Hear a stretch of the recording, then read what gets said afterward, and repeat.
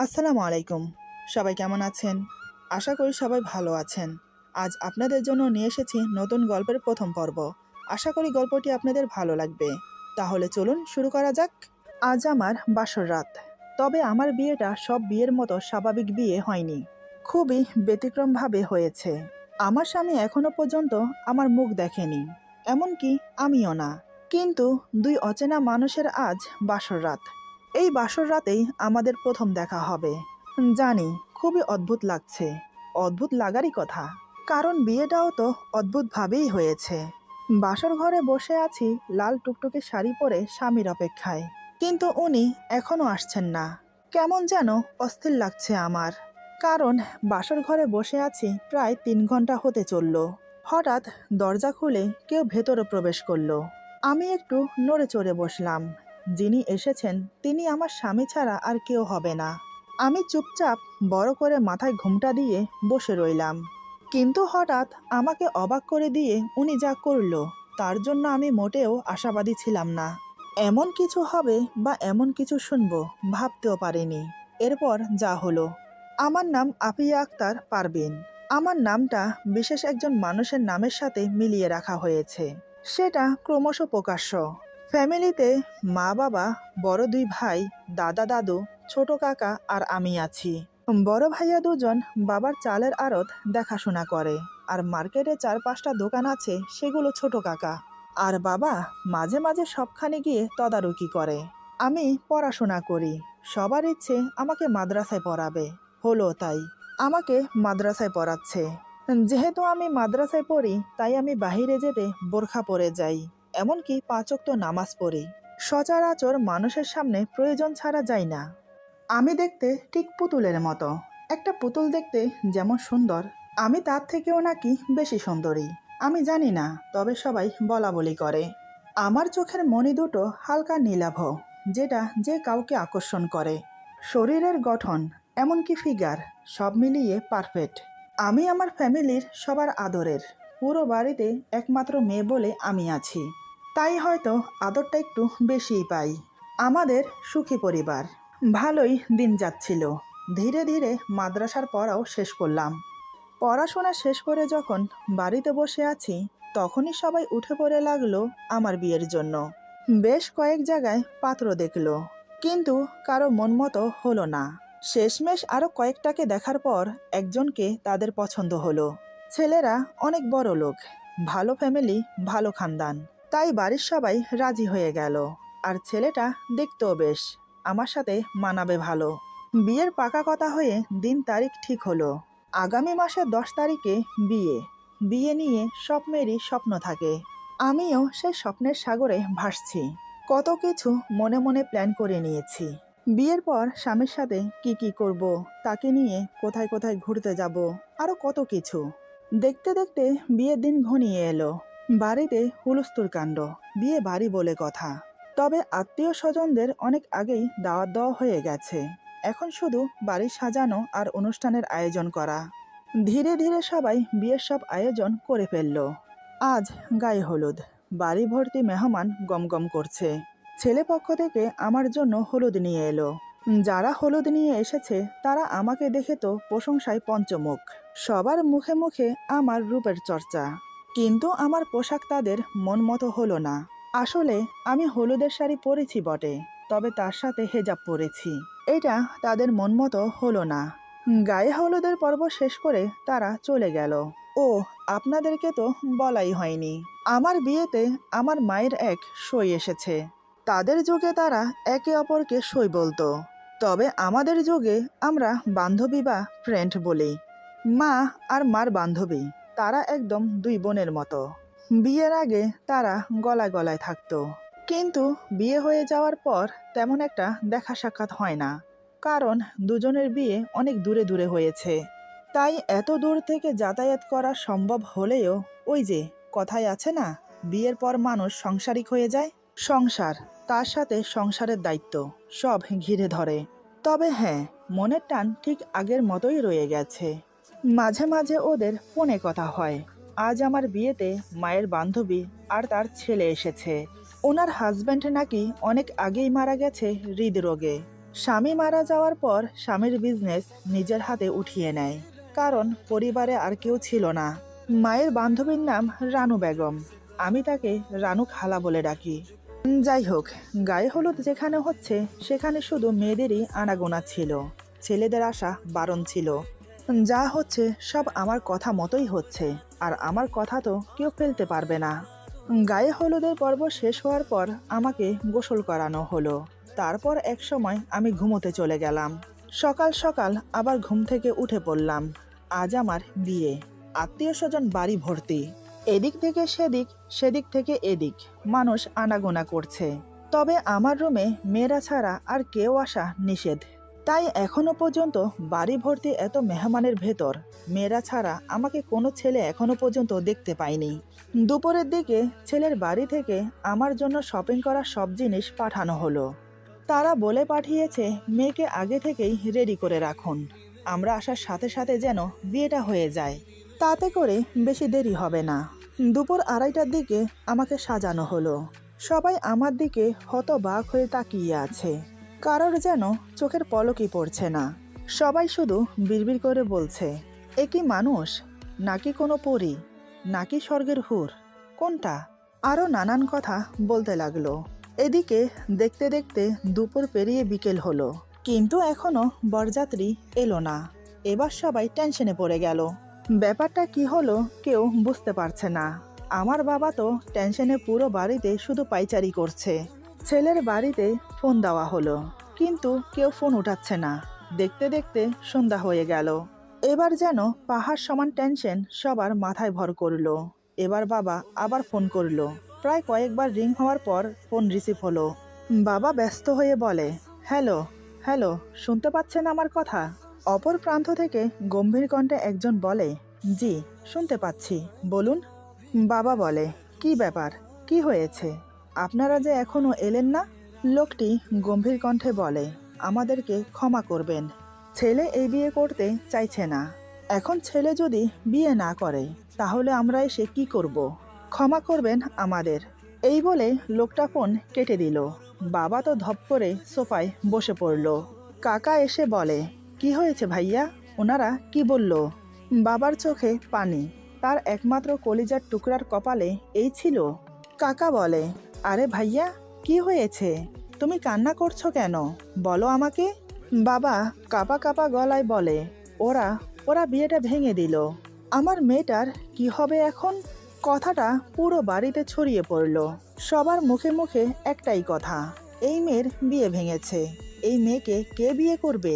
বিয়ে ভাঙা মেয়ের কখনো বিয়ে হয় না। কেউ অলক্ষিণী, অপয়া, নানান কথা বলতে লাগলো। ততক্ষণে কথাটা আমার কানেও এসেছে। কথাটা শোনার সাথে সাথে মাথায় যেন আসমান ভেঙে পড়ল আমার। এক নিমেষেই বুক ভরা আশা আকাঙ্ক্ষা সব ধূলিসাৎ হয়ে গেল। চোখের স্বপ্ন এখন পানির ধারায় বয়ে যাচ্ছে গাল বেয়ে। দু চোখ বেয়ে নীরবে জল গড়িয়ে পড়ছে। আমি পুরো পাথর হয়ে গেছি। আপনারা বুঝতে পারছেন বিয়ের দিন একটা মেয়ের বিয়ে ভাঙা কতটা বেদনাদায়ক। কিন্তু আমার সাথে কেন এমন হলো? দাদা দাদু, বড় ভাইয়ারা, ছোট কাকা আমার পাশে বসে আমাকে বোঝাচ্ছে। তারা তো আমাকে সান্ত্বনা দিয়েই যাচ্ছে, কিন্তু আমি কোনো কথা না বলে শুধু নীরবে কান্না করছি। এদিকে মা কান্নায় ভেঙে পড়েছে। রানু খালা মাকে সান্ত্বনা দিচ্ছে, কিন্তু এই সান্ত্বনাতে কি হবে? মা কান্না করতে করতে বলে, এ কি সর্বনাশ হলো আমার মেয়েটার। আমার মেয়েটির সমাজে মুখ দেখাবে কি করে? লোকে তো এখন ছি ছি করবে দেখলেই। এতক্ষণে তো মনে হয় পাড়া শুদ্ধ সবাই জেনে গেছে। কি হবে এবার আমার? আমার মেয়েটার জীবন যে শেষ হয়ে গেল। আরো নানান কথা বলতে লাগলো। এদিকে মার কথা শুনে আর কান্না দেখে রানু খালা চিন্তায় পড়ে গেল। উনি কি করবেন ভেবে পাচ্ছে না। মার পাশে বসে অনেকক্ষণ ভাবলেন। বেশ কিছুক্ষণ ভাবার পর তিনি অনেক বড় একটা সিদ্ধান্ত নিলেন, যেটা কখনোই হবার নয়। তিনি মনে মনে সিদ্ধান্তটা ভেবে মাকে বলে, দেখ, এ অবস্থায় ভেঙে পড়া চলবে না, মনে সাহস রাখতে হবে। তোরা যদি এভাবে ভেঙে পড়িস তাহলে মেয়েটিকে সামলাবি কি করে? কথাগুলো বলে আবার চুপ হয়ে গেল। বেশ কিছুক্ষণ পর আবার বলে, আমি না একটা সিদ্ধান্ত নিয়েছি। জানি না আমার কথাটা শুনে তুই কি রিয়েক্ট করবি। আসলে আমি বলতে চাইছি আমার ছেলের সাথে পারভিনের বিয়ে দিতে। রানু খালার কথা শুনে মা অবাক হয়ে চোখ বড় বড় করে তাকিয়ে থাকে। রানু খালা বলে, আমি জানি তুই আমার কথা শুনে কেন অবাক হচ্ছিস। বয়সের পার্থক্যটা নিয়ে ভাবছিস তো? আমি জানি তোর মেয়ের থেকে আমার ছেলে 1 বছর 6 মাসের ছোট। এই সামান্য পার্থক্যটা কিছু যায় আসে না। যদি তোরা রাজি থাকিস তাহলে আমি আমার ছেলের সাথে তোর মেয়ের বিয়ে দিতে পারি, এতে আমার কোনো আপত্তি নেই। মা বলে, যদি তোর ছেলে বিয়ে করতে না চায় তখন? রানু খালা মুচকি হেসে বলে, ও আমার ছেলে, ওকে কিভাবে রাজি করাতে হবে সেটা আমি খুব ভালো করেই জানি। মা বলে, তাহলে আমি ওর বাবার সাথে কথা বলি। এই বলে মা রুম থেকে বেরিয়ে গিয়ে বাবা এবং অন্যান্য সবাইকে ব্যাপারটা জানালো। সবাই খুশি মনে সহমত জানালো। ছেলে বয়সে ছোট, তাতে কি হয়েছে? ছেলে দেখতেও তো বেশ, যেমন লম্বা তেমন তার ফিগার, এমনকি তার গায়ের রং, চেহারাটা খুবই আকর্ষণীয়। মোট কথা সব মিলিয়ে পারফেক্ট। আর আর্থিক অবস্থাও ভালো, তাই কারোর কোনো আপত্তি থাকার কথা না। সবাই এটা ভেবে খুশি হলো যে মেয়ে কলঙ্কের হাত থেকে বাঁচবে। সবাই যখন রাজি হয়ে গেছে তখন আমারও আপত্তি থাকার কথা ছিল না। এই সময়টা আপত্তি জানানোর সময়ও না। তবে বয়সটা নিয়ে মনের ভেতর একটা সংকোচ ছিল আমার। যাই হোক, অন্যদিকে রানু খালা তার ছেলের হাত ধরে ছাদে নিয়ে গেল। ওনার ছেলে বলে, আরে মা, তুমি আমাকে এভাবে ছাদে কেন নিয়ে এলে? কি হয়েছে? রানু খালা বলে, দেখে জিলু, আজ তোকে আমার একটা কথা রাখতে হবে। হ্যাঁ, রানু খালার ছেলের নাম মোহাম্মদ জিল্লুর রহমান জিলু। এখনও পড়াশোনা করে, এই তো এবার বিএ এক্সাম দেবে। বয়স আর কতটুকুই হয়েছে। যাই হোক, মায়ের কথা শুনে জিলু বলে, বলো কি কথা? রানু খালা বলে, আগে আমাকে কথা দে, তোকে আমি যেটা করতে বলবো তুই সেটা করবি। জিলু বলে, আরে মা, আগে বলো তো কি করতে হবে? রানু খালা বলে, তুই কিন্তু আমাকে কথা দিয়েছিস, তুই আমার কথা রাখবি। জিলু বলে, রাখার মতো কথা হলে নিশ্চয়ই রাখবো, বলো কি? রানু খালা জিলুর হাত শক্ত করে ধরে বলে, বাবা, তুই পারবিনকে বিয়ে কর। মায়ের কথা শুনে জিলুর মুখ হাঁ হয়ে গেল। বিনা মেঘেই যেন ওর মাথায় বজ্রপাত হলো। কয়েক মিনিটের জন্য সাইলেন্ট হয়ে গেল সে। মার দিকে একদৃষ্টে তাকিয়ে থাকে। জিলু বিশ্বাসই করতে পারছে না যে ওর মা ওকে এই কথা বলছে। রানু খালা বলে, কিরে বাবা, তুই মায়ের কথা রাখবি? দেখ বাবা, আমি ওদেরকে কথা দিয়ে ফেলেছি। তুই একটা কথা ভেবে দেখ, তুই যদি মেয়েটিকে বিয়ে করিস তাহলে মেয়েটি কলঙ্কের হাত থেকে বেঁচে যাবে। ওর পরিবারের সম্মানহানি হবে না। এমনকি আমি তাদেরকে জবান দিয়েছি, আমার জবানটা থাকবে। তুই রাজি হয়ে যা বাবা, আমি বলছি, আমি তোকে বলছি। তুই পারবিনকে বিয়ে করে ঠকবি না। খুব ভালো একটা মেয়ে, এমন মেয়ে আজকাল পাওয়া যায় না। মার কথা শুনে জিলু মায়ের হাত থেকে হাত ছাড়িয়ে নিল। জিলু বলে, মা, তুমি কি বলছো? তুমি জানো তুমি যা বলছো সেটা কোনোদিনও সম্ভব না। কিভাবে কি বলছো তুমি? আমি জাস্ট ভাবতে পারছি না। আরে, কাউকে জবান দেওয়ার আগে আমাকে জিজ্ঞেস করার প্রয়োজন ছিল আমি এই বিয়ে করতে রাজি কিনা। সরি মা, আমি এই বিয়ে কোনোদিনও করতে পারবো না। মেয়েটিকে এখনো পর্যন্ত আমি দেখলামও না, দেখতে কেমন তাও জানি না। তবে তুমি তো জানো মেয়েটি আমার থেকে বয়সে বড়, তাহলে কিভাবে কি হয়? নিজের বয়সের থেকে বড় একটা মেয়েকে বিয়ে করব আমি? তুমি এটা ভাবলে কি করে? না মা, আমি এ বিয়ে করতে পারবো না, আমাকে ক্ষমা করো। রানু খালা অনেকক্ষণ বোঝালো ছেলেকে, কিন্তু না, জিলুর একটাই কথা, সে এ বিয়ে করবে না, মরে গেলেও না। অনেক বোঝানোর পরেও যখন জিলু রাজি হচ্ছে না, তখন রানু খালা এমন একটা কথা বলল যেটা শুনে জিলু বাধ্য হলো বিয়েটা করতে। হঠাৎ রানু খালা বলে, তুই যদি এই বিয়ে না করিস তাহলে তুই আমার মরা মুখ দেখবি। এই ছাদ থেকে লাফিয়ে নিজের জীবন দিয়ে দেব আমি। মার মুখে একথা শুনে জিলু পাথরের মূর্তির মতো মায়ের মুখের দিকে তাকিয়ে রইল। নিজের মাকে যেন চিনতে পারছে না আজ। জিলু নিচের দিকে তাকিয়ে জোরে একটা নিঃশ্বাস নিয়ে বলে, ঠিক আছে, আমি এই বিয়ে করব, কিন্তু মা, আমি তোমাকে হারাতে পারবো না। ছেলের কথা শুনে রানু খালার মুখে হাসি ফুটে উঠল। তিনি এবার ছেলেকে বুকে জড়িয়ে নিলেন। ছেলের কপালে একটা চুমু খেয়ে বলে, আমি জানতাম তুই আমার কথা রাখবি। তুই যে আমার ছেলে, চল বাবা, সবাই অপেক্ষা করছে আমাদের জন্য। তারপর আর কি, জিলুর সাথে আমার বিয়ে হলো।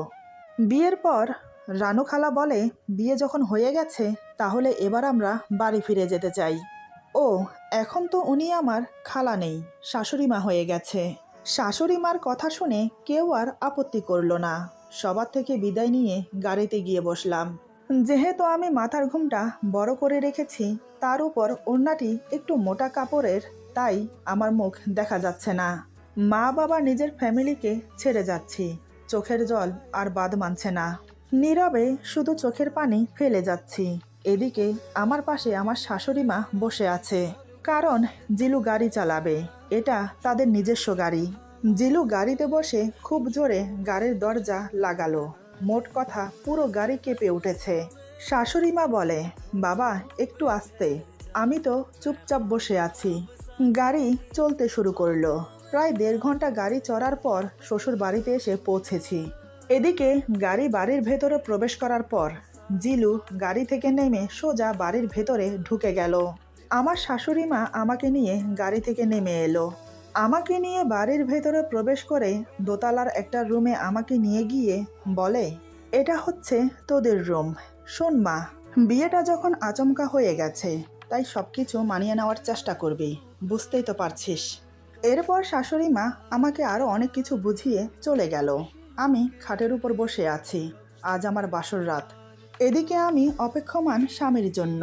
অন্যদিকে জিলু ছাদে গিয়ে খোলা আকাশের নিচে দাঁড়িয়ে আকাশের পানে চেয়ে ভাবতে লাগলো নানান কথা। কি থেকে যে কি হয়ে গেল কিছুই বোধগম্য হচ্ছে না ওর। এদিকে আমি অপেক্ষা করতে করতে ঝিমোচ্ছি। রাত এখন কয়টা বাজে তাও জানি না। ঘুমটা উঠিয়ে ঘরের চারিদিকে দেখতেই দেয়ালে টাঙানো ঘড়ির দিকে চোখ পড়ল। রাত এখন 1টা বাজে। ঘড়ির টাইম দেখে একটু অবাকই হলাম। পাক্কা 3 ঘন্টা বসে আছি আমি, কিন্তু ওনার আসার নামগন্ধ নেই। ব্যাপারটা কি ঠিক বুঝলাম না। আরও বেশ কিছুক্ষণ পর হঠাৎ দরজা খোলার শব্দ হলো। ঘরের দরজা খুলে যিনি প্রবেশ করেছেন তিনি আর কেউ নয়, আমার স্বামী। এবার আমি একটু নড়ে চড়ে বসলাম। জিলু রুমে প্রবেশ করে জোরে দরজা লাগিয়ে দিল। দরজা লাগানোর শব্দে আমি খানিকটা কেঁপে উঠি। উনি আমার সামনে এসে আমাকে অবাক করে দিয়ে সামনে থাকা টি টেবিলে জোরে একটা লাথি মারলো। লাথি মারার সাথে সাথে টেবিলটা কাত হয়ে পড়ে গেল। সাথে টেবিলের উপরে রাখা পানির জগ আর গ্লাস পড়ে ভেঙে গেল। এতক্ষণে আমার যা বোঝার আমি বুঝে গেছি, মানে এই বিয়েতে ওনার সম্মতি ছিল না। কিন্তু তাহলে আমাকে বিয়ে করলো কেন? আমি ঘাবড়ে না গিয়ে স্বাভাবিক থাকার চেষ্টা করলাম। এবার জিলু আমাকে অবাক করে দিয়ে বলে, আপনি তো বড়ই ধূর্ত, একটা হাঁটুর বয়সী ছেলের সাথে বিয়ে করে নিলেন। লজ্জা বলতে কিছু আছে আপনার?